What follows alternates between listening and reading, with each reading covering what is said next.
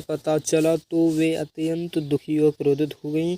उन्होंने शिव से आग्रह किया कि वे गणेश को फिर से जीवित करें। शिव ने देवताओं को आदेश दिया कि वे किसी ऐसे प्राणी को सिर लाएं जो उत्तर दिशा की ओर मुख करके सो रहा हो। देवता एक हाथी का सिर लेकर आए और भगवान शिव ने वह सिर गणेश जी के धड़ पर लगाकर उन्हें पुनः जीवित कर दिया।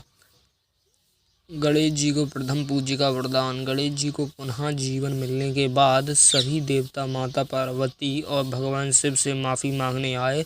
इस पर शिव और पार्वती ने गणेश जी का आशीर्वाद दिया कि वे सृष्टि के सभी देवताओं में प्रथम पूज्य जाएंगे। किसी भी शुभ कार्य की शुरुआत गणेश जी की पूजा के बिना पूरी नहीं होगी। गणेश जी और चंद्रमा की कहानी। एक और प्रसिद्ध कथा गणेश चतुर्थी से जुड़ी है। एक बार गणेश जी ने अपने प्रिय मोदक अधिक मात्रा में खा लिए और उनका पेट बहुत भारी हो गया। वे चंद्रमा की रोशनी में सैर कर रहे थे, तभी उनका पेट फटने की स्थिति में आ गया। उन्होंने एक सांप लिया और उसे अपने पेट पर बांध दिया। इस दृश्य को देखकर चंद्रमा हंस पड़े। गणेश जी हंस पड़े। गणेश जी ने इस दृश्य को देखकर चंद्रमा हंस पड़े। गणेश जी ने इसे अपना अपमान समझा और चंद्रमा को श्राप दे दिया कि उनकी रोशनी फीकी पड़ जाएगी और जो भी चंद्रमा को देखेगा उसे दोष लगेगा। चंद्रमा ने गणेश जी से क्षमा मांगी। तब उन्होंने श्राप को आंशिक रूप से हटाते हुए कहा कि चंद्रमा की रोशनी घटती बढ़ती रहेगी और श्राप से बचने के लिए लोग गणेश चतुर्थी के दिन चंद्रमा के दर्शन नहीं करेंगे। गणेश जी की बुद्धिमत्ता। गणेश जी को बुद्धि और ज्ञान का प्रतीक माना जाता है। एक बार नारद मुनि ने भगवान शिव और पार्वती को एक दिव्य फल दिया और कहा कि इसे वे अपने किसी एक पुत्र को दें। यह फल अमृत से भी अधिक शक्तिशाली था। शिव और पार्वती ने तय किया कि जो भी पुत्र पूरे ब्रह्मांड का सबसे पहले चक्कर लगाएगा वही इस फल का अधिकारी होगा। कार्तिकेय ने अपना वाहन मयूर लिया और ब्रह्मांड की यात्रा पर निकल गए। गणेश जी का वाहन चूहा था जो धीमा था, इसीलिए उन्होंने एक युक्ति सोची। गणेश जी ने अपने माता पिता शिव और पार्वती की साथ परिक्रमा की और कहा, आप दोनों ही मेरे लिए समस्त ब्रह्मांड हैं। उनकी इस बुद्धिमत्ता से शिव और पार्वती प्रसन्न हुए और उन्हें वह फल प्रदान किया। गणेश जी और वेद व्यास। गणेश जी का एक अन्य महत्वपूर्ण योगदान महाभारत में के लेखन में है। महर्षि वेद व्यास ने जब महाभारत की रचना की तो उन्होंने इसे लिखने के लिए गणेश जी से सहायता मांगी। गणेश जी ने शर्त रखी कि वे केवल बिना रुके लिखेंगे। यदि वेद व्यास बीच में रुकेंगे तो गणेश जी का लेखन बंद कर देंगे। वेद व्यास ने भी शर्त एक रखी कि गणेश जी को हर श्लोक का अर्थ समझने के बाद ही उसे लिखना होगा। इस प्रकार महर्षि वेद व्यास और गणेश जी ने मिलकर महाभारत की रचना की। गणेश जी के प्रतीक और महत्व। गणेश जी की छवि उनके व्यक्तित्व और गुणों का प्रतीक है। उन्हें बड़े कान, सुनने की शक्ति, संकेत, बड़ी आंखें, सूक्ष्म दृष्टि का और उनका बड़ा पेट हर स्थिति को स्वीकार करने की क्षमता प्रतीक है। सूंड। गणेश जी की सूंड लचीलापन और व्यवहारिकता का प्रतीक है। चूहा। उनका वाहन चूहा जो विनम्रता और हर बाधा को पार करने की शक्ति का प्रतीक है। मोदक मिठास और आनंद का प्रतीक है। गणेश महोत्सव। गणेश जी की पूजा विशेष रूप से गणेश चतुर्थी के दिन होती है। इस दिन लोग मिट्टी की मूर्ति बनाकर उनकी स्थापना करते हैं और 10 दिन तक उनकी पूजा करते हैं। अनंत चतुर्दशी के दिन गणेश जी की मूर्ति का विसर्जन किया जाता है। गणेश जी के नाम और स्वरूप। गणेश जी के 108 नाम हैं, जैसे विघ्नहर्ता, लंबोदर, गजानन, एकदंत आदि। उनका हर नाम उनके किसी विशेष गुण को प्रतीक है। गणेश जी का संदेश। गणेश जी की कहानियाँ हमें जीवन में धैर्य, बुद्धिमत्ता, समर्पणता और महत्व सिखाती हैं। वे हमें सिखाते हैं कि किसी भी समस्या को सुलझाने के लिए सकारात्मक दृष्टिकोण और विवेक जरूरी है। गणेश जी की पूजा के पीछे उनका मुख्य उद्देश्य यह है कि हम जीवन में किसी भी कार्य को प्रारंभ करने से पहले शुद्ध और सकारात्मक मानसिकता रखें। उनकी कथाएं हमें यह भी सिखाती हैं कि हर परिस्थिति की संयम और सरलता से किया जा सकता है। गणेश जी के ये गुण और उनकी कहानियाँ हमें प्रेरणा और सही दिशा दिखाने का कार्य करती हैं। धन्यवाद। नेक्स्ट वीडियो के लिए हमारे चैनल को सब्सक्राइब करें, लाइक करें, कमेंट करें अगर हमारी वीडियो आपको अच्छी लगी हो तो। दोस्तों, आज हम आपको सुनाने वाले हैं दयालु बंदर की कहानी। तो सुनिए। दयालु बंदर। जंगल में एक घना जंगल था जहाँ कई प्रकार के जानवर रहते थे। उन जानवरों में एक बंदर था जो अपनी दयालुता और अच्छे स्वभाव के लिए प्रसिद्ध था। उसका नाम नीतू था। नीतू न केवल तेज तर्रार और चंचल था, बल्कि वह हर जानवर की मदद करने के लिए हमेशा तैयार रहता था। मीतू का स्वभाव बाकी बंदरों से बिल्कुल अलग था। जहाँ अन्य बंदर केवल अपनी मस्ती में व्यस्त रहते, वह मीतू दूसरों के सुख दुख में साथ खड़ा रहता। वह कभी भी किसी की मदद करने से पीछे नहीं हटता था, चाहे किसी को खाने के लिए फल हो या फिर किसी की मुसीबत से बचाना हो। मीतू हमेशा आगे रहता।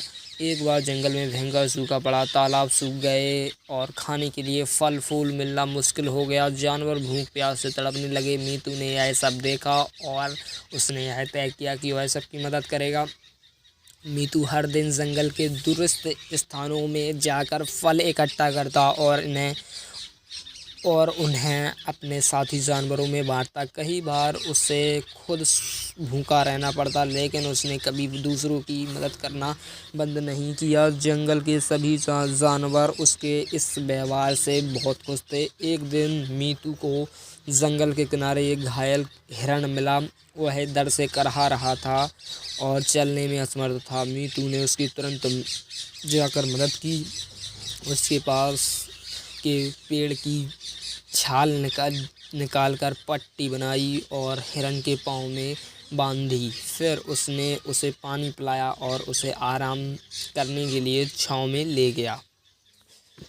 मीतू की दयालुता की परीक्षा तब हुई जब जंगल में एक शिकारी आया। शिकारी ने अपने जाल में एक खरगोश को फंसा लिया। मीतू ने इसे ऐसे देखा और अपने दोस्तों के साथ मिलकर एक योजना बनाई। वह जल्दी से पेड़ से झूलता हुआ शिकारी के पास गया और ध्यान भटकाने के लिए बंदरों के झुंड को बुला लिया।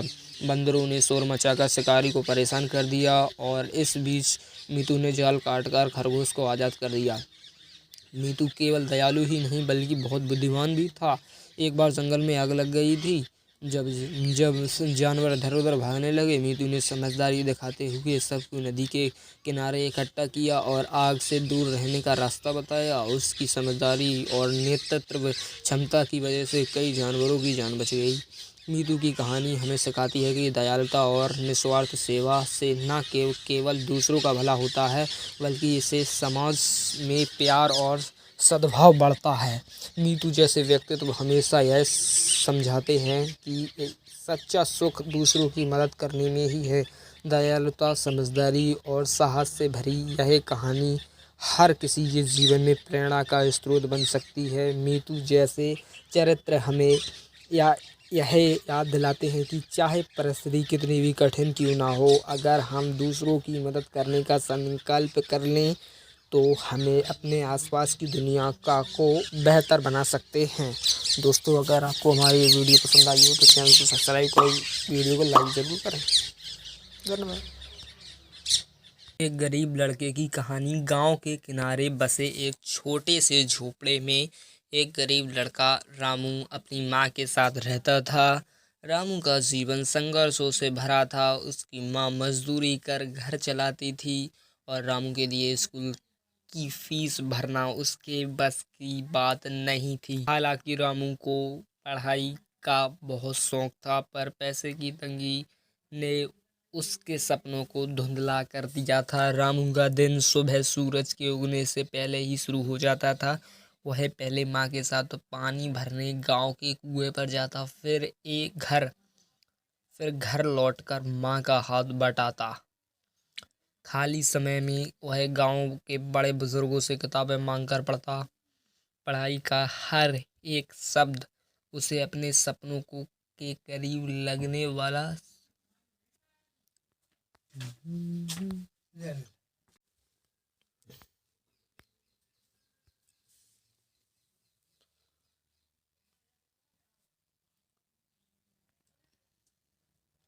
पढ़ाई का हर एक शब्दों से अपने सपनों के करीब लगने वाला सीढ़ी जैसा महसूस होता।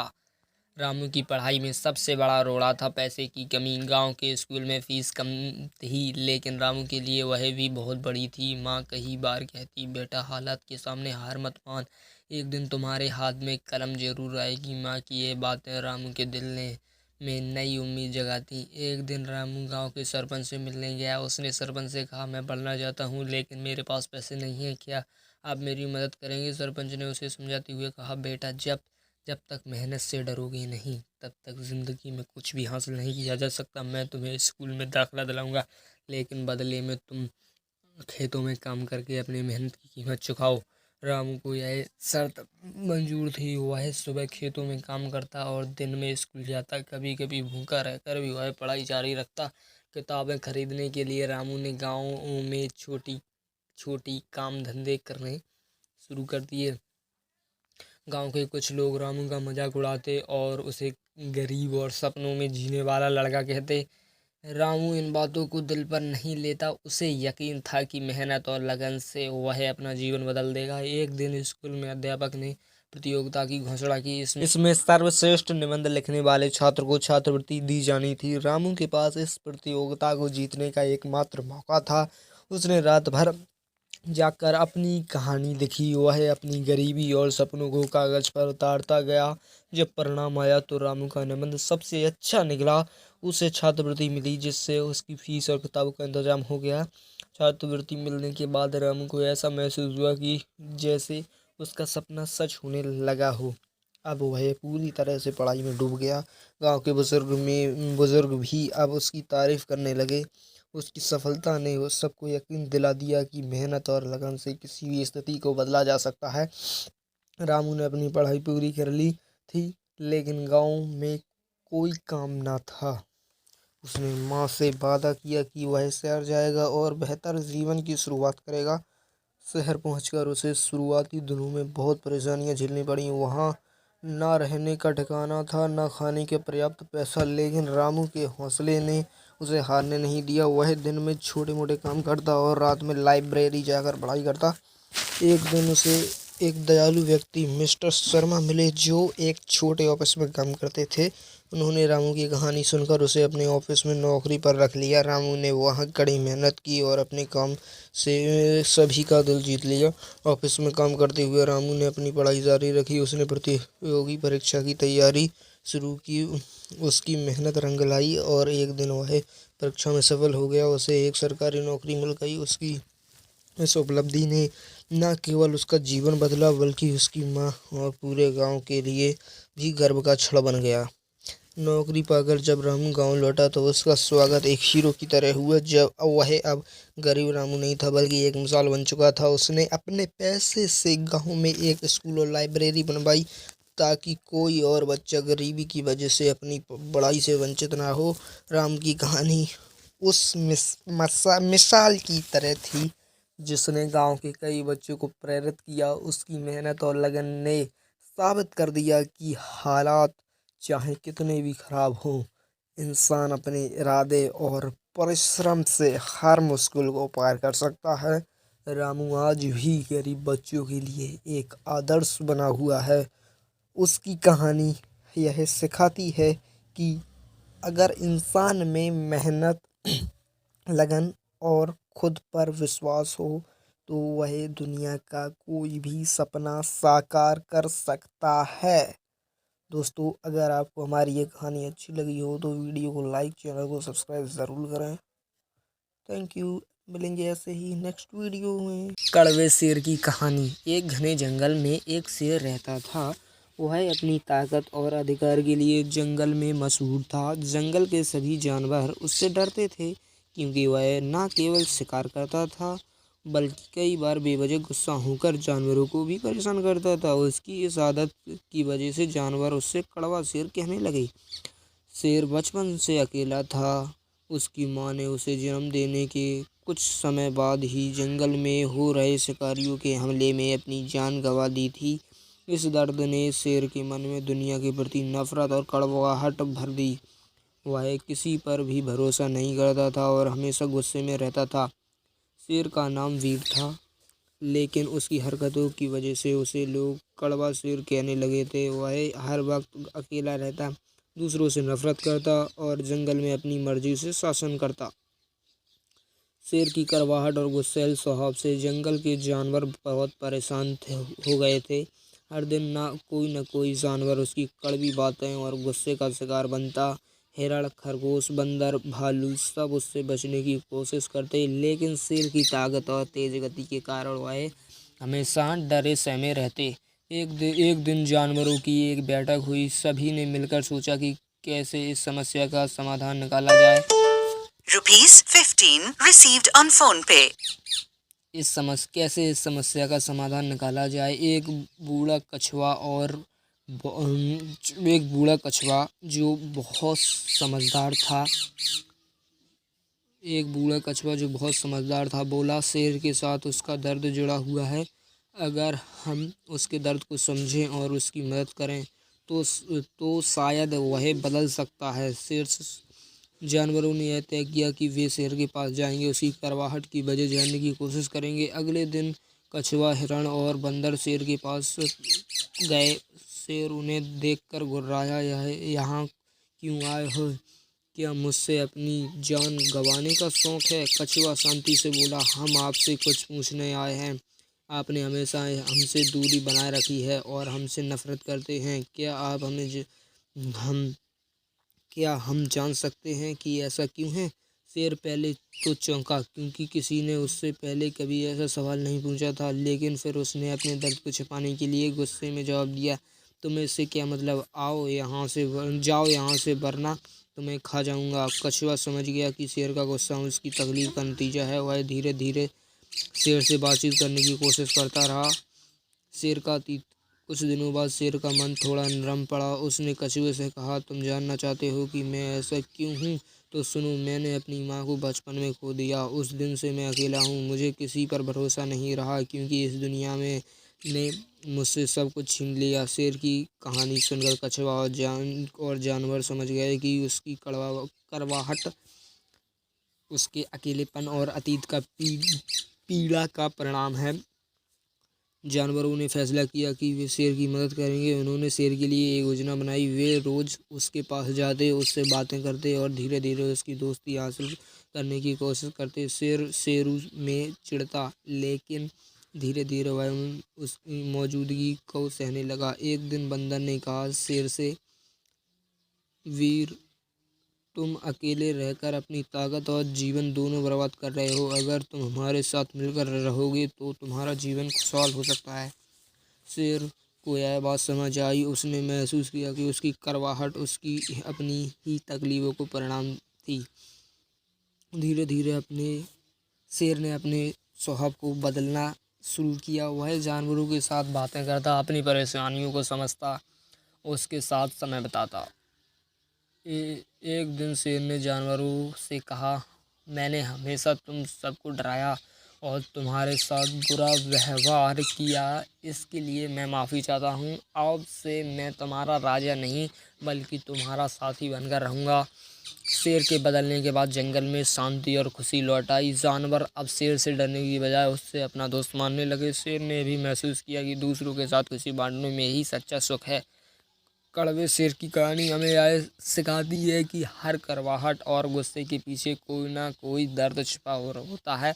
अगर हमें उसे समझें और मदद करें तो उस व्यक्ति का दिल बदल सकता है। इस दुनिया में प्यार और समझदारी से हर मुश्किल का हल किया जा सकता है।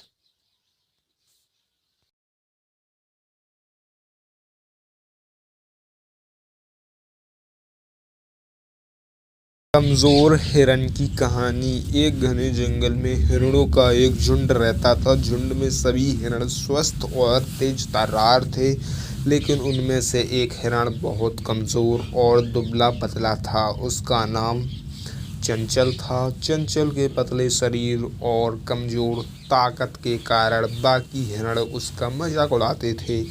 उसे झुंड के साथ दौड़ने या खेलने में शामिल होने का मौका नहीं मिलता था। चंचल हर रोज अपने कमजोर शरीर को देखकर उदास हो जाता था।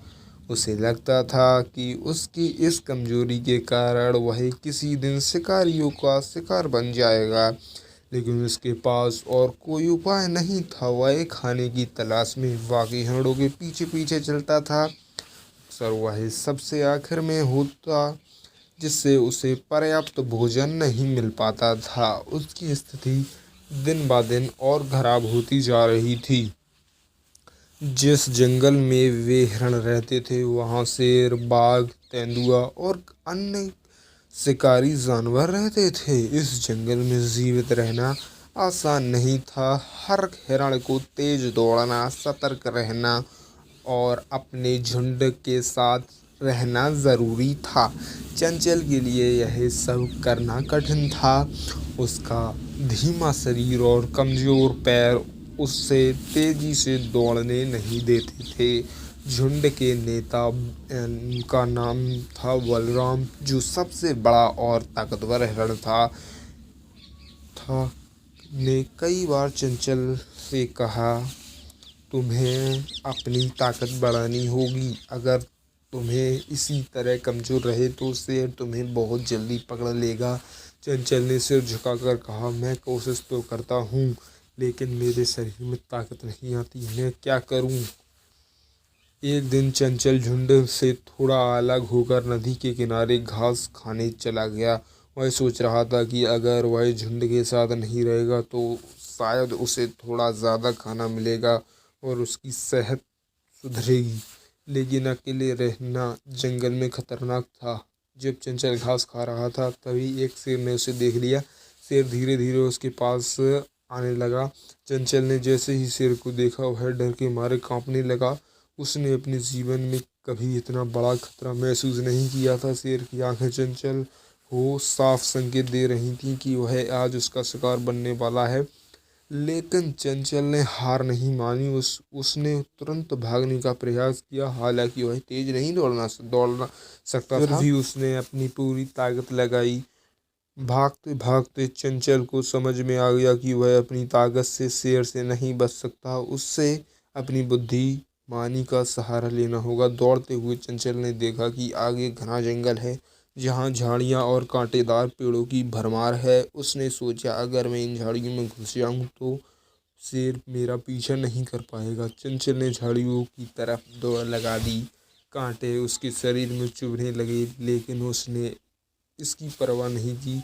शेर ने भी झाड़ियों में घुसने की कोशिश की, लेकिन तेज कांटों ने उसे रोक दिया। शेर को समझ में आ गया कि वह चंचल को नहीं पकड़ सकता और वह वहाँ से चला गया। चंचल ने जैसे तैसे अपनी जान बचाई और वापस झुंड के पास पहुंचा। जब उसने अपनी कहानी बाकी हिरणों को सुनाई तो सब हैरान रह गए।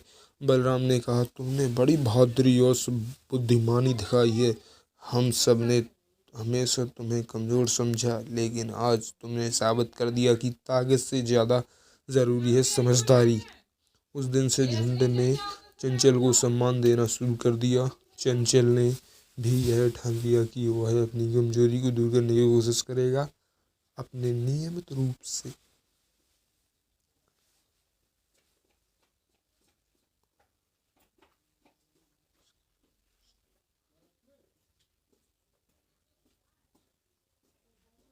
उसने नियमित रूप से अधिक मेहनत करनी शुरू की और धीरे धीरे अपनी सेहत बढ़ने लगी। उसकी सेहत बढ़ने लगी।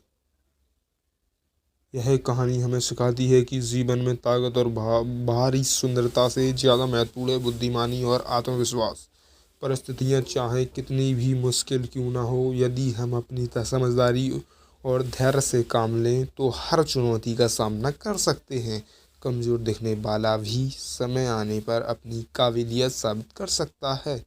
वीडियो को लाइक करें, चैनल को सब्सक्राइब करें और कमेंट ज़रूर करें। Next video